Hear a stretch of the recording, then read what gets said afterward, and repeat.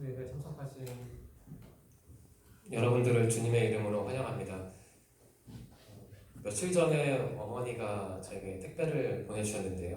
어머니는 전북 군산에 사시는데 가끔 밑반찬을 이렇게 보내주십니다. 제가 좀 입맛이 까다로운 편은 아닌데 어머니가 그렇게 김치나 파김치 같은 걸 보내주시거든요. 근데 그 택배 안에 어떤 봉투가 쌓여있더라고요. 그래서 이게 뭘까 하고 열어봤는데 이 넥타이를 이렇게 보내주셨어요. 참고로 제가 좋아하는 스타일이 아닌데 그래서 어머니가 보내주셔서 제가 그 아들로서 또 교역자로서 의무를 다하기 위해서 이렇게 별로 마음에 들지 않는 넥타이를 하고 왔습니다. 다음 주에는 제가 마음에 드는 넥타이를 찾아 오겠습니다. 오늘 설교의 주제는 예수님이 보여주신 겸손과 섬김의 모습에 담겨 있습니다. 예수님은 유대인들에게 체포되시기 전에 제자들의 발을 씻어주셨습니다. 그러니까 세족식을 베풀어 주신 거죠. 오늘 설교는 예수님이 베푸신 세족식에 담긴 신앙적 교훈을 다루고 있습니다. 성경 말씀은 사실 요한복음 13장 1절에서 15절까지인데요. 너무 길기 때문에 1절에서 8절까지만 교독하겠습니다. 제가 먼저 1절을 읽겠습니다. 6월절 전에 예수께서 자기가 세상을 떠나 아버지께로 돌아가실 때가 이른 줄 아시고 세상에 있는 자기 사람들을 사랑하시되 끝까지 사랑하시니라. 마귀가 벌써 시몬의 아들 가룟 유다의 마음에 예수를 팔려는 생각을 해왔더라. 저녁 먹는 중 예수는 아버지께서 모든 것을 자기 손에 맡기신 것과 또 자기가 하나님께로부터 오셨다가 하나님께로 돌아가실 것을 아시고 저녁 잡수시던 자리에서 일어나 겉옷을 벗고 수건을 가져다가 허리에 두르시고 이에 대야에 물을 떠서 제자들의 발을 씻으시고 그 두르신 수건으로 닦기를 시작하여 시몬 베드로에게 이르시되 베드로가 이르되 주여 주께서 내 발을 씻으시나이까. 예수께서 대답하여 이르시되 내가 한 것을 내가 지금은 알지 못하나 이후에는 아니라. 다 함께 읽겠습니다. 시작. 베드로가 이르되 내 발을 절대로 씻지 못하시리이다. 예수께서 대답하시되 내가 너를 씻어주지 아니하면 내가 나와 상관이 없느니라. 오늘 설교의 성경 말씀은 예수님과 제자들이 마지막으로 함께했던 유월절 만찬, 그러니까 유월절 식사죠. 식사를 그 배경으로 하고 있습니다. 예수님은 가룟 유다의 배신으로 유대인들에게 체포되시기 전에 마가의 다락방에서 세족식을 제자들에게 베풀어 주셨습니다. 제자들의 발을 씻김으로써 예수님은 섬김과 겸손의 모범을 보여주셨죠. 사실 예수님이 가르쳐주신 겸손과 섬김의 모습은 바로 우리가 실천해야 할 덕목입니다. 사실 세족식은 사순절과도 밀접하게 관련된 성경 기록인데요. 이 시간 저는 본문 말씀의 몇몇 부분을 세세하게 살펴봄으로써 그 안에 담긴 신앙적인 교훈을 여러분들과 함께 나누고자 합니다. 1절 말씀에 따르면 예수님은 자기가 세상을 곧 떠나 하나님께로 돌아가신다고 말씀하셨습니다. 또한 1절 말씀은 기록하기를 예수님이 자기 사람들, 그러니까 제자들 및 자신을 의지하고 따랐던 사람들을 사랑하시되 끝까지 사랑하신다고 기록하고 있습니다. 요한복음의 특징은 앞으로 어떠한 일이 일어날지를 미리 보여준다는 데 있습니다. 앞으로 일어날 사건은 잘 아시겠지만 유다의 배신으로 인해 예수님이 체포되시고 그리고 십자가 위에서 죽는 사건입니다. 사실 예수님은 유다가 배신할 것을 알고 계셨습니다. 그리고 예수님은 유다가 배신할 것뿐만 아니라 그로 인해서 당신이 십자가 위에서 인류의 죄를 위해 죽어야 한다는 것도 알고 계셨습니다. 바로 이러한 상황을 앞두고 예수님은 제자들의 발을 씻겨주셨습니다. 이 세족식에는 예수님이 제자들을 얼마나 사랑하셨는지가 고스란히 묻어 있습니다. 그래서 끝까지라는 그 시한을 명시하는 단어가 표기되어 있는 것입니다. 1절 말씀은 우리에게 단순하면서도 강력한, 그리고 우리의 마음을 평안하게 하는 신앙적 교훈을 담고 있습니다. 그것은 앞서 말씀드렸다시피 예수님이 자신의 사람들을 끝까지 사랑하셨다는 교훈입니다. 여러분은 1절 말씀에 기록된 이 끝까지라는 단어를 어떻게 이해하시고 또 자신의 신앙생활에 어떻게 적용하시는지 궁금합니다. 저는 이 끝까지라는 단어를 곰곰이 묵상하면서 한 인물이 머릿속에 떠올랐습니다. 바로 예수님을 배반한 가룟 유다입니다. 예수님은 당신의 사람들을, 제자들 및 자신을 따르는 사람들을 편견 없이 그리고 차별 없이 최후의 순간까지 끝까지 사랑하셨습니다. 하지만 유다는 한 줌의 욕심 때문에 끝내는 예수님을 배반했죠. 좀 이것과는 다른 맥락이고 그리고 좀 극단적인 경우이지만 저는 최근에 사회적인 문제로 거론되고 있는 그 아동학대 사건을 보면서 어떤 인간이 다른 인간을 끝까지 사랑한다는 게 결코 쉬운 일은 아니다라는 생각이 들었습니다. 만일 어떤 사람이 우리를 최후의 순간까지 응원하고 지원해주고 격려해준다면 우리는 두말할 필요 없이 정말 행복한 사람입니다. 근데 만일 예수님이, 그러니까 하나님의 아들이자 최고의 희망과 구원을 베푸신 예수님이 우리를 끝까지 사랑한다면 우리는 정말 행복한 사람이 아니라 가장 행복한 사람입니다. 로마서 8장 35절 말씀입니다. 제가 쉬운 성경으로 읽겠습니다. 오늘 설교의 성경 말씀이 아닌 다른 성경 말씀은 제가 모두 쉬운 성경에서 인용한 말씀입니다. 로마서 8장 35절은 이렇게 기록하고 있습니다. 누가 우리를 그리스도의 사랑에서 끊을 수 있겠습니까? 환난입니까? 아니면 어려움입니까? 핍박입니까? 그렇지 않으면 굶주림입니까? 헐벗음입니까? 위험입니까? 아니면 칼입니까? 현재 우리는 여러모로 볼 때 삭막하고 거친 사회 속에서 살고 있습니다. 로마서가 말하는 환난, 어려움, 핍박, 굶주림, 헐벗음, 위험, 칼이 어떤 면에서는 우리가 살아가고 있는 이 세상을 정확하게 반영하는 단어가 아닐까라는 생각이 듭니다. 이러한 사회 속에서도 우리는 마땅히 행복해야 합니다. 그런데 그 행복의 근원을 다른 데서 찾기보다는 우리를 끝까지 사랑하시는 예수님에게서 찾는 것이 우리 신앙인들의 의무이자 특권이 아닐까 합니다. 이어서 3절, 4절, 5절 말씀입니다. 예수님은 자신이 곧 하나님께로 돌아갈 것을 아셨습니다. 그래서 예수님은 저녁 식사 중에 겉옷을 벗으시고 수건을 허리에 두르신 채 제자들의 발을 씻겨주셨고 그 물에 젖은 발을 또한 깨끗한 수건으로 닦아주셨습니다. 저는 대학교 때 광주에서 개최된 경기도 광주가 아니라 전라남도 광주에서 개최된 어느 영성 집회에 참석한 적이 있었습니다. 2001년, 제 기억에 2001년 3월 말이나 4월 초로 기억하는데요. 딱 20년 전 일이네요. 그때 저는 군 입대 직전이었습니다. 당시 제가 출석하던 교회 담임 목사님께서 제가 군 입대를 앞두고 있었기 때문에 그 영성 집회에 한번 참석해봐라 라고 추천을 해주셔서 제가 그 집회에 참석하게 됐습니다. 집회 마지막 전날 순서 중에 하나가 바로 세족식이었습니다. 저를 담당했던, 관리했던 어떤 신앙 선배님이죠. 선배죠. 당시에 중년 남성으로 제가 기억하는데요. 그분이 제 발을 씻어주셨는데 그렇게 눈물이 나더라고요. 그 이유는 모르겠는데. 그래서 오늘 성경 말씀에 세족식을 묵상하면서 그때 일이 기억났습니다. 유대인의 풍습에 따르면 타인의 발을 씻는 것은 가장 미천한 종이 담당해야 하는 일이었습니다. 그럼에도 불구하고 예수님은 친히 수건을 허리에 두르시고 제자들 앞에서 무릎을 꿇으신 채 일일이 제자들의 더러워진 발을 씻어주셨습니다. 예수님이 제자들의 발을 왜 씻어주셨다고 생각하십니까? 여러 가지 답변이 가능할 텐데요. 그 중에 하나는 예수님이 제자들의 발을 씻어주신 이유는 어떤 출세욕과 교만함으로 가득 찬 제자들을 깨우치기 위해서였습니다. 또한 앞서 말씀드린 대로 겸손과 섬김의 모습을 보여주시기 위해서였습니다. 그런데 우리는 세족식을 단순히 겸손과 섬김의 모습으로만 이해할 필요는 없습니다.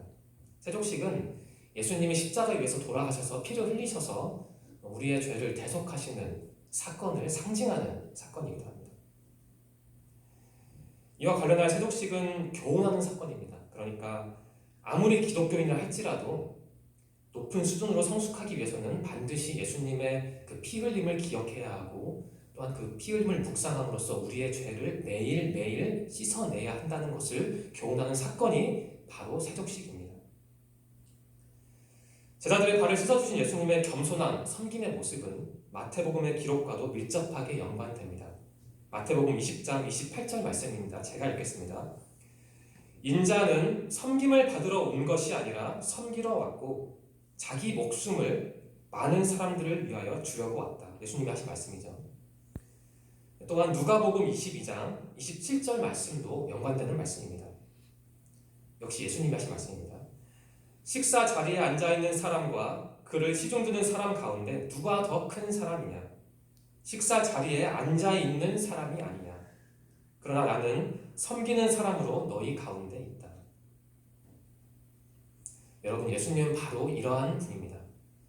예수님은 당시의 통념과 관습을 초월해서 사랑을 베푸셨던 분입니다. 예수님 당시에는 앞서 말씀드렸다시피 가장 미천한 종이 담당하는 일이 타인의 더러워진 발을 씻는 일이었습니다. 그런데 예수님은 스스로 가장 낮은 자리로 내려가셔서 제자들 한 명 한 명의 발을 깨끗하게 씻어주셨습니다. 그들을 끝까지 사랑하셨기 때문입니다. 이 제자들의 모습이 바로 우리의 모습입니다. 예수님은 저의 발도 그리고 여러분의 발도 씻어주십니다. 한 가지 질문을 드리겠습니다. 우리가 예수님께 보여드려야 할 그 더러워진 발은 무엇입니까? 우리가 누구에게도 쉽게 보여줄 수 없고 보여주기 싫어하는 우리의 더러워진 발은 무엇입니까? 왜 우리의 발이 더러워진 것입니까? 혹 그 더러워진 발 때문에 잠 못 이루고 고민하며 괴로워하신 적이 있습니까? 예수님은 우리의 발이 더럽다는 것을 아셨지만 그것을 책망하거나 나무라지 않으셨습니다. 대신 깨끗한 물로 그 발을 씻어주셨습니다. 그리고 닦아주셨습니다. 여러분, 내 발은 왜 이렇게 더러운 것일까? 라고 고민하며 자책하시기보다는 우리를 끝까지 사랑하시고 우리의 죄를 씻어주시는 예수님을 의지하시기를 바랍니다.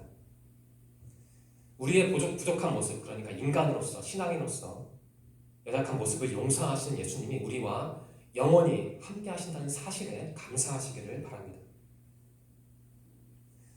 여러모로 척박한 시대를 통과하는 우리가 어떤 희망을 말할 수 있다면 그러한 희망의 유일한 근원은 단 하나의 근원은 예수님입니다. 우리의 더러워진 죄악의 발을 씻어주시는 예수님입니다. 예수님이 우리와 영원히 함께 하시기 때문에 우리가 희망을 말할 수 있는 것입니다. 타인이, 재산이, 그리고 명예가 나에게 기쁨과 행복을 물론 줄 수 있습니다. 그것도 경우에 따라서는 필요하고 또 중요할 것입니다. 하지만 그러한 요소들이 신앙의 여정 가운데 우리 신앙생활에서 가장 중요한 것은 결코 아닙니다. 우리가 마지막 순간까지 붙들어야 할 분은 예수님이라는 사실을 늘 묵상하시기를 바랍니다. 베드로전서 1장 20절 말씀과 21절 말씀입니다. 제가 읽겠습니다. 이것을 위해 하나님께서는 세상이 시작되기 전부터 그리스도를 택하시고 이 마지막 때에 여러분들을 구원하시고자 보내주셨습니다. 그리스도를 죽은 자 가운데서 일으키시고 영광을 주신 하나님을 우리가 그리스도를 통해 믿게 되었으니 여러분의 믿음과 소망은 이제 하나님께만 있는 것입니다. 여러분들이, 특히 우리 청년들이 예수 그리스도를 통해 하나님을 향한 참된 믿음과 소망을 품기를 바랍니다. 다음으로 7절 말씀과 8절 말씀인데 우리 다 함께 읽겠습니다. 7절과 8절 말씀입니다. 시작. 예수께서 대답하여 이르시되 내가 하는 것을 내가 지금은 알지 못하나 이후에는 알리라. 베드로가 이르되 내 발을 절대로 씻지 못하시리이다. 예수께서 대답하시되 내가 너를 씻어주지 아니하면 내가 나와 상관이 없느니라. 요한복음의 저자, 그러니까 요한이죠. 요한이 세족식을 예수님의 죽음을 상징하는 것으로 본다는 명확한 증거가 오늘 성경 말씀에 담겨 있습니다. 그것은 베드로가 오해하는 부분에서 잘 나타납니다. 처음에 베드로는 예수님이 자신의 발을 씻으려고 할 때 어떻게 반응했나요? 완강하게 거부했습니다. 왜냐하면 베드로는 앞서 말씀드렸다시피 발을 씻는 것은 미천한 종이나 담당하는 일이기 때문에 예수님처럼 귀한 분이 나의 발을 씻는 것은 가당치 않다라고 오해를 한 것이죠. 그래서 예수님을 가로막았습니다. 즉 베드로는 안타깝게도 그 세족식에 담긴 예수님이 베풀어 주신 세족식에 담긴 그 깊은 의미와 무증을 전혀 파악하지 못했습니다. 수제자라고 하면서도 예수님이 돌아가시기 직전인데도 그 의도를 파악하지 못했던 것이죠. 이게 예수님은 너무 안타까우셔서 베드로의 그 잘못된 오해를 바로 교정해 주셨습니다. 이런 말씀하셨습니다. 내가 하는 것을 내가 지금은 알지 못하나 이후에는 알리라. 베드로는 예수님이 돌아가신 뒤에야 그때 예수님이 이러한 의도를 가지시고 나의 발을 씻어 주셨구나라는 것을 깨닫게 됩니다. 7절에서 예수님이 베드로에게 하신 말씀과 똑같이 중요한 말씀이 8절에도 있습니다. 이렇게 말씀하십니다. 내가 너를 씻어 주지 아니하면 내가 나와 상관이 없느니라. 즉 예수님이 베드로의 발을 씻어 주시지 않으면 예수님과 베드로의 관계는 아무런 의미가 없는 관계가 된다는 뜻입니다. 우리는 특별히 이 말씀에 유념해야 합니다. 제자들이 예수님과 더불어 어떤 영생의 유산을 얻게 되는 것은 예수님의 죽음 때문입니다. 어떤 신학자는 이것과 관련하여 정말 중요한 말을 했는데요. 약간 길지만 워낙 중요한 내용이기 때문에 또 오늘의 성경 말씀을 잘 풀어주는 말이기 때문에 제가 여러분들에게 한번 소개해드리겠습니다. 한번 유념하셔서 들어주시면 좋을 것 같습니다. 이렇게 말합니다. 마치 마리아가 예수의 발을 향유로 씻김으로써 예수의 죽음을 미리 상징한 것과 같이 예수의 겸허한 이 세족 행위는 예수의 죽음을 사전에 상징한다. 세족식은 남을 섬기는 구체적인 행위이다. 그리고 예수의 죽음이 많은 타자들을 위한 것임을 상징한다. 그러므로 제자들이 예수의 유산을 이어받으려고 하면 예수가 저희들의 발을 씻겨야 한다고 말씀하신 불가피한 필요를 깨닫게 되는 것이다. 그리고 제자들을 깨끗하게 하시는 것이다. 제자들이 이 상징의 깊은 의미를 예수의 죽음의 때가 지나가기 전에는 이해하지 못했다고 하는 이치는 자연스럽다. 이렇게 말을 합니다. 이 말을 요약하면 예수님이 제자들의 발을 씻기신 것은 단순히 씻기는 것에서 그치는 게 아니라 인류의 죄를 대신 지시는 예수님의 죽음을 상징하는 정말 중요한 사건입니다. 제자들은 예수님의 그러한 신앙적 유산을 마땅히 계승해야 하는 사람들입니다. 따라서 예수님의 제자라면은 예수님이 베푸신 세족식을 절대로 거절하면 안 되는 것입니다. 다음으로 13절, 14절, 15절 말씀인데요. 오늘 같이 읽은 말씀 아닌데 다 함께 읽겠습니다. 13절, 14절, 15절 말씀입니다. 시작. 너희가 나를 선생이라 또는 주라 하니 너희 말이 옳도다. 내가 그러하다. 내가 주와 또는 선생이 되어 너희 발을 씻었으니 너희도 서로를 바로 씻는 것이 옳으니라. 내가 너희에게 행한 것 같이 너희도 행하게 하려 하여 본을 보였노라. 예수님은 제자들의 발을 씻기시는 말씀하시기를 너희들도 서로 발을 씻어주는 것이 옳다라고 하셨습니다. 그리고 이어서 예수님은 자신의 제자들의 발을 씻기신 이유가 그들에게 모범을 보이기 위함이었다는 것을 이어서 말씀하시고 있습니다. 즉 예수님은 제자들에게 너희들은 서로 섬기고 봉사하고 헌신하라라는 가르침을 주셨던 것입니다. 여러분, 우리는 예수님의 제자들입니다. 예수님이 자신의 제자들에게 하신 말씀은 곧 우리에게 하신 말씀입니다. 예수님이 세족식을 통해 다른 사람을, 제자들을 섬기셨듯이 우리도 우리만의 세족식을 통해 다른 사람들, 특별히 어려운 사람들을 섬겨야 합니다. 여러분, 한 가지 질문을 드리겠습니다. 우리가 타인에게, 특히 어려운 타인에게 베풀어야 할 우리만의 세족식은 무엇이라고 생각하십니까? 저는 이 질문과 관련하여 세 가지 성경 말씀을 우리가 함께 이 시간 묵상하면 좋겠다는 생각이 듭니다. 먼저 로마서 12장 2절 말씀입니다. 제가 읽겠습니다. 여러분은 이 세상을 본받지 말고 마음을 새롭게 하여 변화를 받으십시오. 그러면 여러분은 하나님의 선하시고 기뻐하시고 온전하신 뜻이 무엇인지를 분별할 수 있게 될 것입니다. 로마서가 기록하는 이 세상을 우리 시대에 고스란히 적용할 수 있습니다. 우리가 사는 이 시대에서 우리가 본받지 말아야 할 시대상은 무엇입니까? 물론 여러 가지 답변이 있을 텐데요.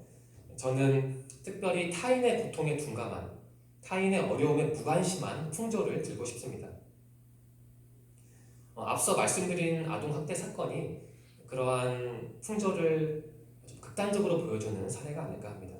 물론 그러한 험악한 경우가 아니더라도 이 사회를 가만히 보면은 약한 타인을 배려하는 모습이, 그리고 어려운 타인의 고통을 분담하려는 모습이 갈수록 희미해지는 게 아닐까라는 생각이 듭니다. 우리는 예수님을 쫓는 기독교입니다. 우리는 예수님의 제자입니다. 예수님이 낮은 자리로 친히 내려가셔서 다른 사람들을 섬기셨듯이 우리도 다른 사람들, 특별히 도움이 필요한 어려운 사람들을 섬겨야 합니다. 사도행전 20장 35절 말씀이 이러한 점에서 우리에게 매우 귀중한 교훈으로 다가옵니다. 제가 읽겠습니다. 나는 모든 일에서 여러분에게 모범을 보였습니다. 여러분은 저처럼 열심히 일해서 약한 사람을 도와야 합니다. 또한 주는 것이 받는 것보다 복이 있다고 하신 주 예수님의 말씀을 기억해야 합니다. 그 약한 사람이라는 표현에 우리가 집중할 필요가 있습니다.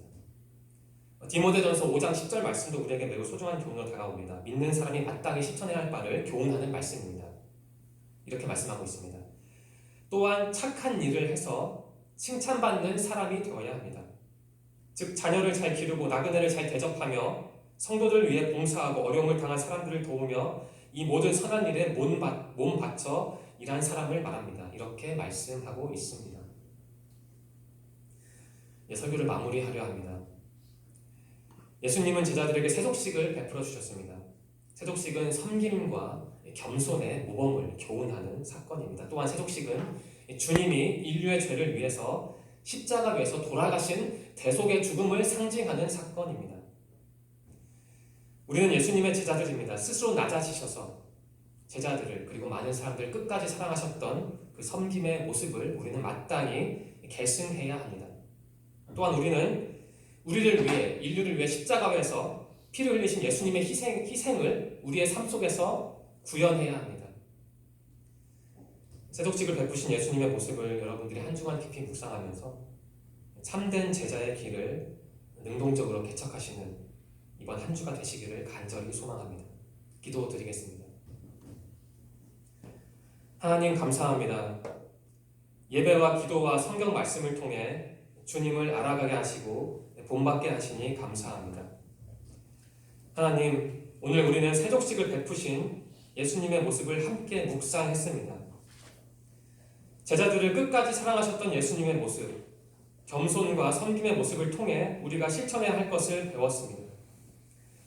하나님, 우리 청년들이 삶 속에서 항상 예수님을 생각하며 예수님과 깊이 동행할 수 있도록 인도하여 주시옵소서.